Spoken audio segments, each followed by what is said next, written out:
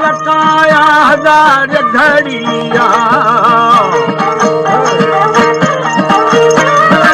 आनी आसमान दासी जब भोखी यारे जाला जमीन में मुबाके बिकिया ऐसा दरिया यक्षरिया बेली रखा हुकुमदा खबे सहीदा प्यार था कमुष्टा शन्या भी जमीना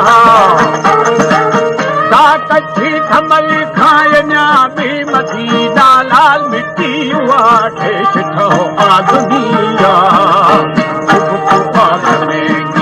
खाके चुरिया दादा सराबा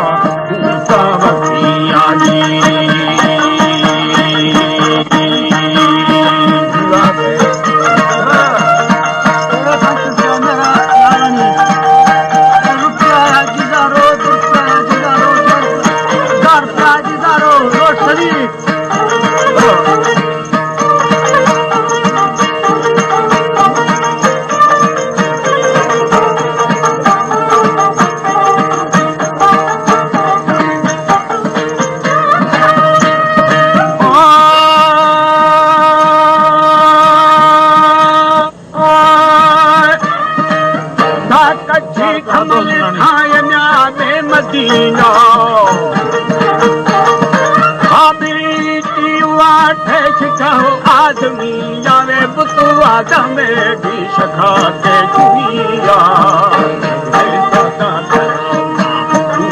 वधिया गाना मतख थे फराड़ी जनतिया का शैतान रानी एक दुश्मनिया मेरी तोड़े फर आदमिया बेली दादी हवार खार दिया गंदी मुदासी घर की धरिया तेरा को आख जब घड़िया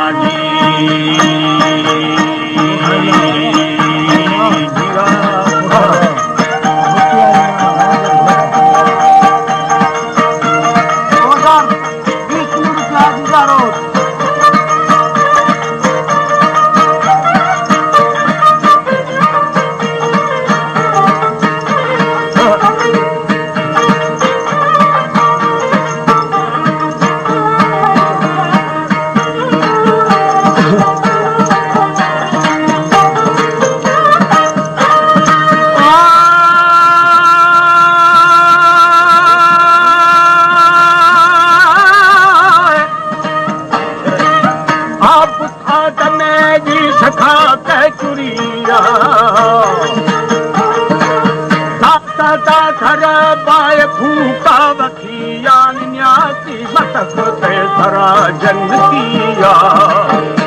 शैतान रानी खतु दुश्मनिया दादेरी तोड़े पर आदमिया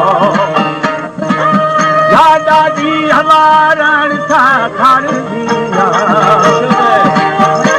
तंजीम का थी कबर ए जरिया खेला हुआ के हुकुम घड़िया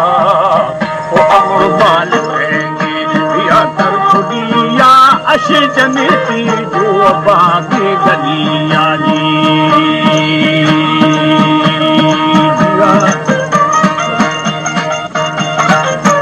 कोई 10 रुपया खसूर निंदवाणी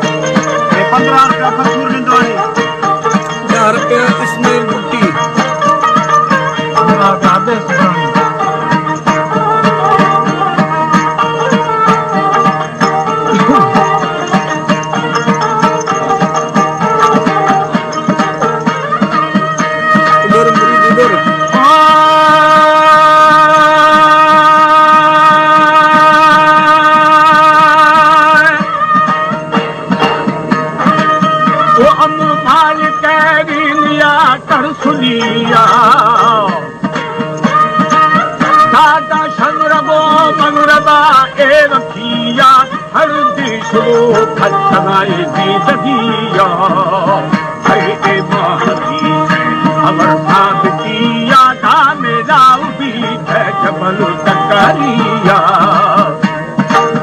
हम अरब मुल्का हम घर जमीना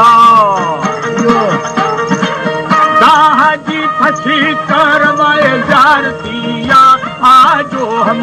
कसबू की शुदिया ऐसा बाल के ये बुरा लिख दिया नीचे नजर वक्त